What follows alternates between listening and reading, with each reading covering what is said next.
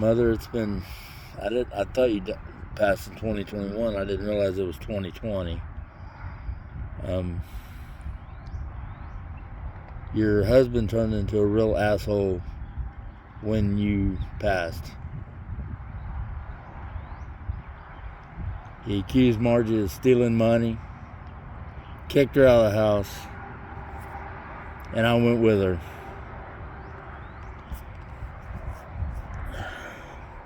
I found all kinds of money scattered throughout the house. I immediately gave it to John Eddie. Margie was never looking for money like I was, and I was doing that so I could help John Eddie. But he burned his bridges with us, and quite honestly, I hope he burns in hell, because he turned into a real asshole. I'm glad he's dead.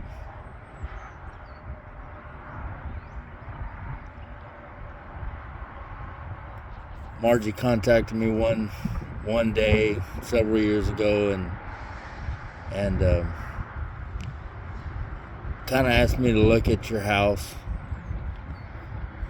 and she mentioned John Eddie's name, and I told her flat out, the next time I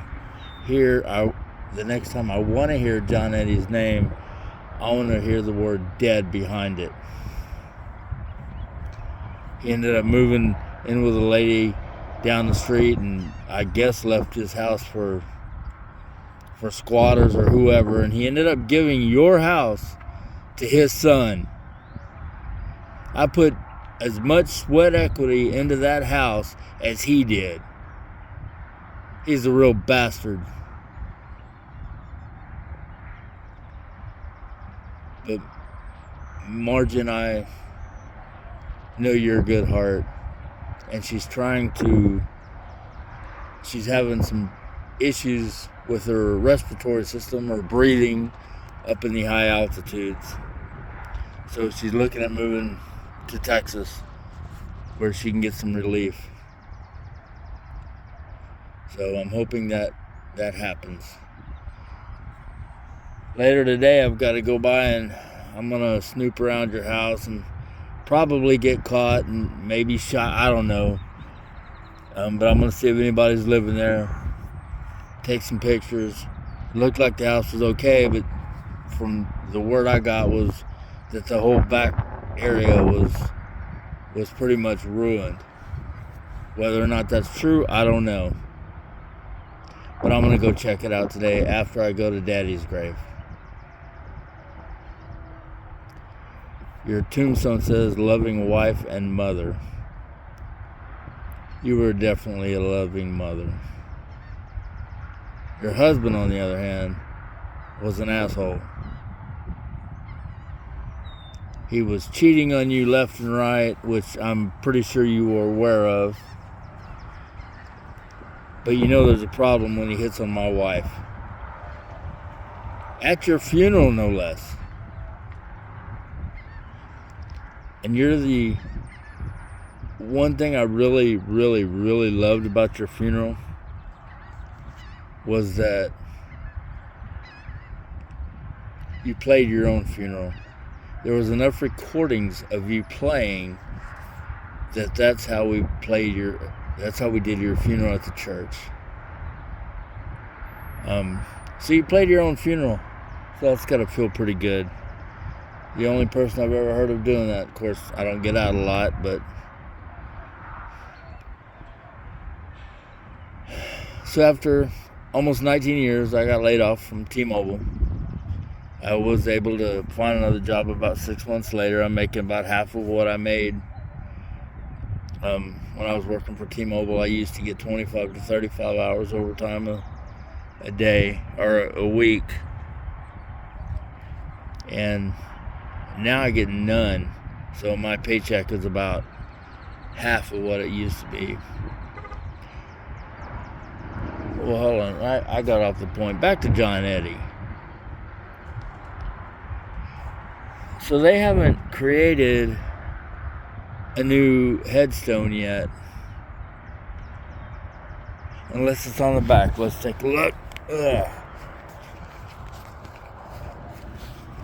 Nope, nothing on the back. 5A number 53. There's my little setup there while we're chatting.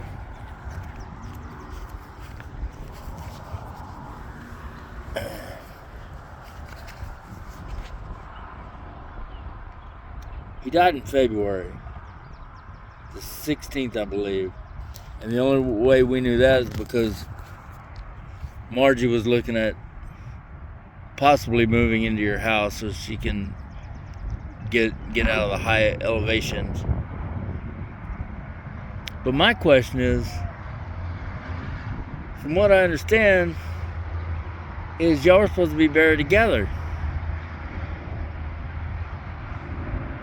And he's been dead for 2 months and still nothing, which I'm okay. You were married to a World War II veteran, which is my father, and then a Korean veteran, which is my stepfather, which, you know, I don't understand why he turned into a complete ass. He blamed me and Margie for giving you cancer when we had that discussion at that little breakfast place at 6 Points.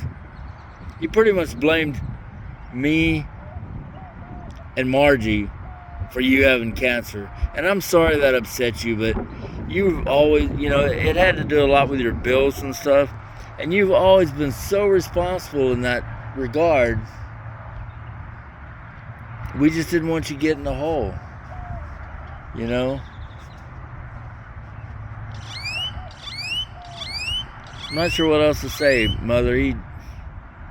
He burned all bridges with me and Margie.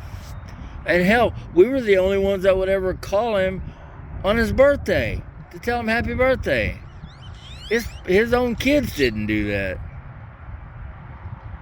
I could go on and on and on for probably about an hour of this guy and the crap he caused us. But I'm not going to. He was your husband. But he's still an asshole. When you died, it's like flipping a light switch. Oh, it's starting to sprinkle a little bit. I'm not sure what else to say. I just wanted to come visit you. I was in Port Aransas doing some fishing, and I'm part of a group called Hunting with Soldiers. They give hunts to combat veterans, hunts, and they do a fishing trip a year. We were supposed to go offshore, but the swells were supposed to be 8 to, I think, 13 or 14 feet, so the boat canceled it.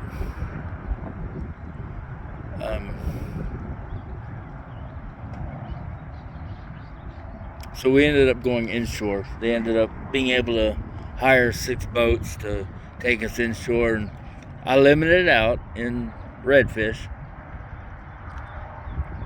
which the limit's only 3, but I did limit out. So I got that in my truck.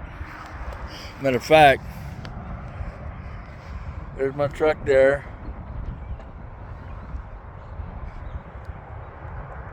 Yes, sir. I appreciate it, sir. I appreciate that. Well, all right, have a good one. Be careful. That was a good guy. Said he appreciates the service. Oh, he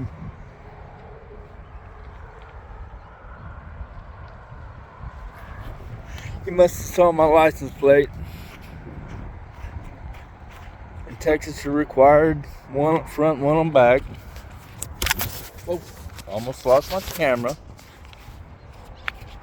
But there's my license plate. National Defense, Desert Shield, Storm, provide comfort.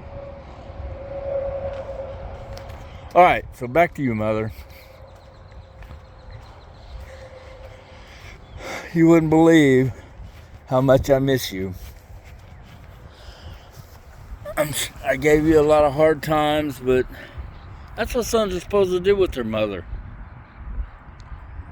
You know, we had a lot of good times, and one of those good times that you had that I wasn't even involved in is you and Sandy were driving and past a Mexican restaurant, and you were like, "Oh, I'd like a margarita."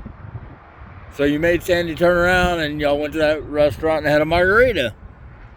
Nothing wrong with that. Nothing wrong with that. Give you a little drink. You might be thirsty.